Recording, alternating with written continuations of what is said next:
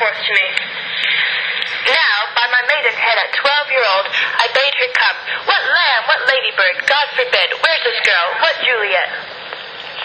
How now, who calls? Your mother. Madame, I'm here. What is your will? This is the matter. Nurse, give leave a while. We must talk in secret. Nurse, come back again. I remembered me. There was a 2-hour council. That was my daughter's pretty age. Faith, I can tell her age unto an hour. She's no 14. I'll lay 14 of my teeth. And yet, to my teeth be it spoken, I have but 4. She is not 14. How long is it till Lammas tide? A fortnight and odd days. Even or odd, of all days in the year, come Lammas Eve at night shall be 14. Susan and she, God rest all Christian souls, were of an age. Well, Susan is with God. She was too good for me. But as I said, on Lammas Eve at night she shall be 14. That shall she marry, I remember it well. 'Tis since the earthquake, now 11 years, and she was weaned, I shall never forget it. Of all the days of the year, upon that day, for I had even laid wormwood down to my dug, seen in the sun under the dove house wall, my lord, and you were there at Mantua. Nay, I do bear a brain, but, as I said, when it did waste the wormwood on the nipple of my rug, it felt bitter, pretty fool, to see it touchy and fall out with the dug. Shake, quoth the dove house, 'twas no need, I trow, to bid me trudge, and since that time 'tis 11 years, for that she should stand alone, nay, by this rood. And she could have run and waddled about, for even the day she broke her bow. For even the day before she broke her bow, and then my husband, God be with his soul, was a merry man, took up the child. Quoth he, dost thou fall upon thy face? Thou wilt fall backwards when thou hast more wilt. Will thou not, Jewel? And by my holly dame, the pretty wretch left crying, aye, to see now how just the shell come about, I warrant, and I shall live 1,000 years. I should never forget it. Wilt thou not, Jewel? Quoth he, and pretty Philistine said, aye. Enough of this, I pray thee. Hold thy peace. Yes, madam, yet I cannot choose but laugh. I think you should leave crying and say aye. And sit thou too, I pray thee. Nurse, say aye. Peace I have done. God mark thee to his grace. Thou was the prettiest babe I e'er nursed, and I might live to see them married. I had my wish. Mary, such Mary is the very theme I came to talk of. Tell me, Dr. Juliet, how stands your disposition to be married?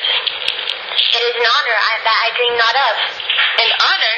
Were not I thine only nurse, I would say thou hast sucked wisdom from thy teeth. Well, think of marriage now, younger than you. Here in Verona, the ladies of the theme are made already mothers by my account. I was your mother much upon these years, but who are now a maid.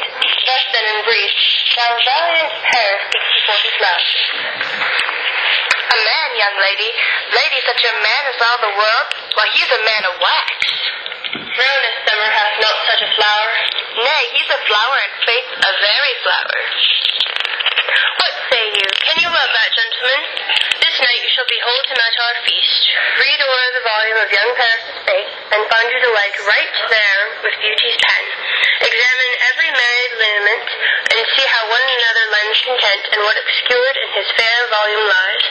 Find written in the margent of his eyes this precious book of love, this unbound lover. To beautify him only lacks a cover. The fish lives in the sea, and 'tis much pride.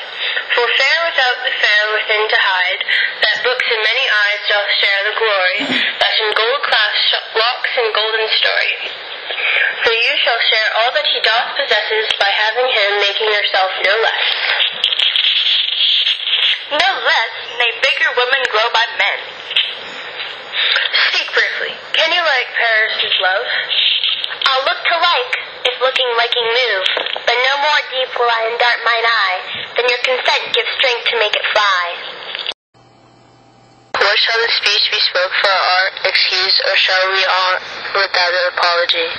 The day is out of such facility, we'll have no Cupid hoodwinked with a scarf, scaring the ladies like a crow keeper.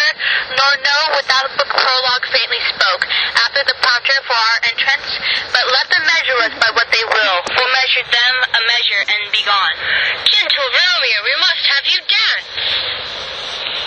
I know to soar in pierce with this shift, to soar with this flight feathers, and so bond I cannot bond a pitch above dull woe. Under love's heavy burden do I sink. And to sink in it, you burden love, too great a passion for a tender thing. Is love a tender thing? It is too rough, too rude, too boisterous, and it pricks like thorn. If love be rough, you be rough with love. Prick love for pricking, and you beat love down. Give me a case to put my visage in, a visor for a visor. What care I? What curious I doth quote deformities? And here are the beetle brows that so blush for me. Come, knock and enter, and no sooner in, but every man betake to his legs. Tut, down this mouse, the constable's own word. If thou art, we'll draw thee from the mire of so reverence love wherein you stickest. Upon the ears, come, we burn daylight home. I dreamed a dream tonight. And so did I. Well, what was yours? That dreamers often lie. In bed asleep while they do dreams things too true.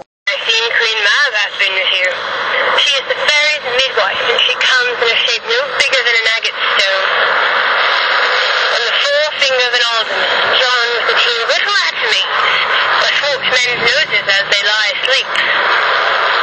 The wagon spokes are made of long spider's legs, the cover of the wings of grasshoppers. The traces of the smallest spider's web, the colours of the moonshine's watery beams. The whip of cricket's bone, the lash of film, the wagoner a small grey-coated gnat. Not so big as a round little worm, pricked from a lazy finger of a maid. Her chariot is an empty hazelnut, made by the draw-near squirrel or old grub. Turn out of mind the fairy's coachmakers, and in this state she gallops night by night through lovers' brains, and then they dream of love.